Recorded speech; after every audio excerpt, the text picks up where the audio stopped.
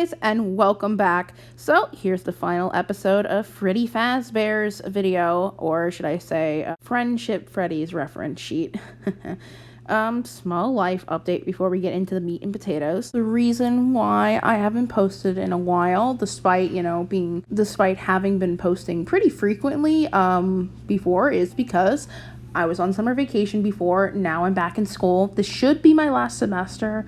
So outside of having a 9-to-5 job, hopefully in the future, and future jury duty, I should be able to upload more regularly, because hopefully I'll have a life after work, unlike school where I have to do a shit ton of homework. I'll just let you know right now, I have all the videos for Bonnie finished. I still haven't started Chica's yet. And as for Friendship Springlock animatronics, well, those are special. I'm debating how much I want to tell you and show you about those characters, so I'll get there when I get there. Chica's going to be a lot more complicated because she's going to have some very interesting mechanics when it comes to her arms. It might take me a while because I'm going to have to mess around with that, make sure it looks nice.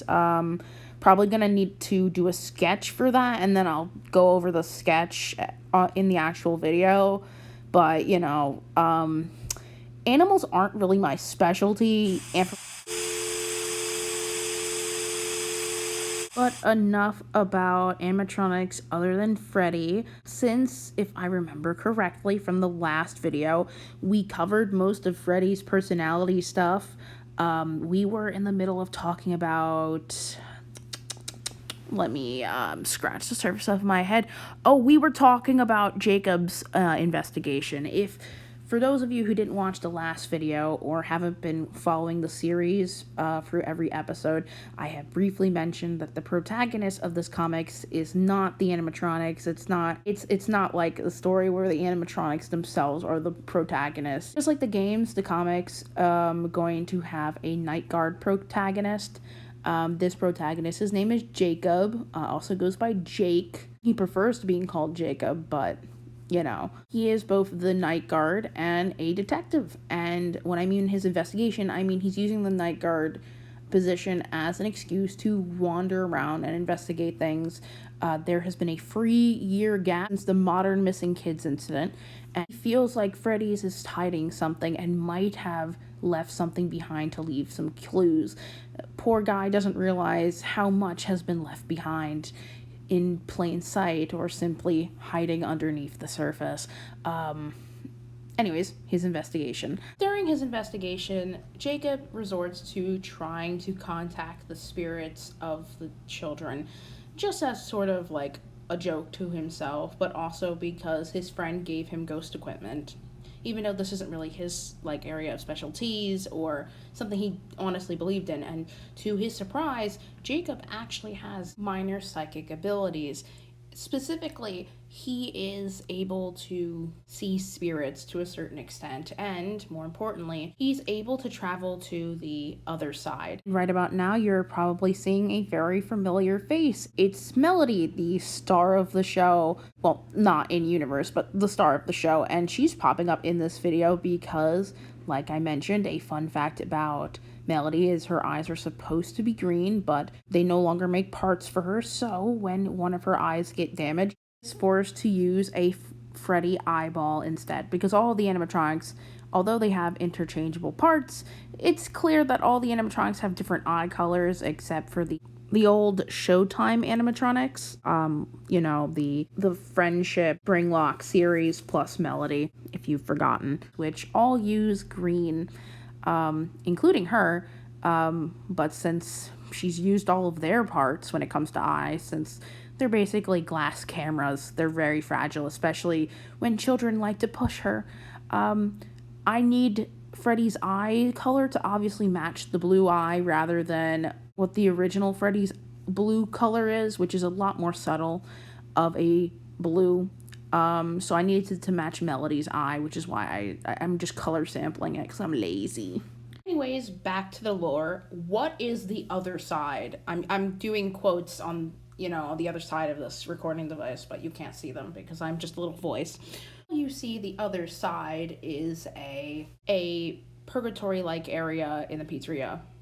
but not before being introduced to a friendly spirit who loudly lets themselves be known and begins to assist Jacob in his investigation. This mysterious spirit just so happens to be one of the many ghosts within the pizzeria who does not have a robotic body and simply lingers around on the other side. Except this one is powerful enough to somewhat interact with the real world, or the land of the living, through some of the office equipment. Now this new spirit is a newer character and was not in the original series that I was making in middle school. Back then, he stumbles into the spirit world and basically fumbles around like a dumbass. I just thought it would be more simple to have him have sort of a tutorial spirit who kind of helps him through the spirit world, because the spirit world is ironically more dangerous than the living world, where in most games the animatronics are the biggest threat. In this comic, it's the spirits who are the biggest problem, because in order for him to solve the mystery, he needs to talk to the spirits to interview them. However, the spirits are incredibly emotionally unhappy and are hostile, and any damage done to him in the spirit world can hurt him in the real world, sort of situation. Honestly, I wish this comic I was or may possibly create was kind of like a you know, it would be really cool. I wish I had the ability to turn it into a virtual novel that has, like, in between story stuff, you do a sort of point-click adventure. That'd be sick as fuck. And then, you know, there'd be a few boss runs and puzzles. Oh, that'd be so much fun. I wish I had the power of some of these motherfuckers and can make shit, you know, other than just little drawings and videos. Ways on top of him taking damage in the other side or in the spirit world, most of the dead children are connected to an animatronic in the real world, and when he walks over in the ghost world, he is physically walking over in the real world or the living world. And so if he fucks up or messes with the kids too much and makes them nervous, because they're already scared of him because he's a foreign object and they're very, like, every day is the same torturous hell situation, but at least you know what that torturous hell is. So if he makes them too nervous or scares the kids too much, the animatronics will become agitated and will attack him in the real world. So he has to do this thing where not only does he need to build the trust of the kids, but he needs to build the trust of the animatronics, because if he does both, nothing will happen to him, because if the animatronics they like him, they can fight against the kids and try to remain calm for longer. And if the kids somewhat like him, he can ask them more questions. I'm sorry if it made it seem like Melody was like the real main character. She's more of like the secondary main character.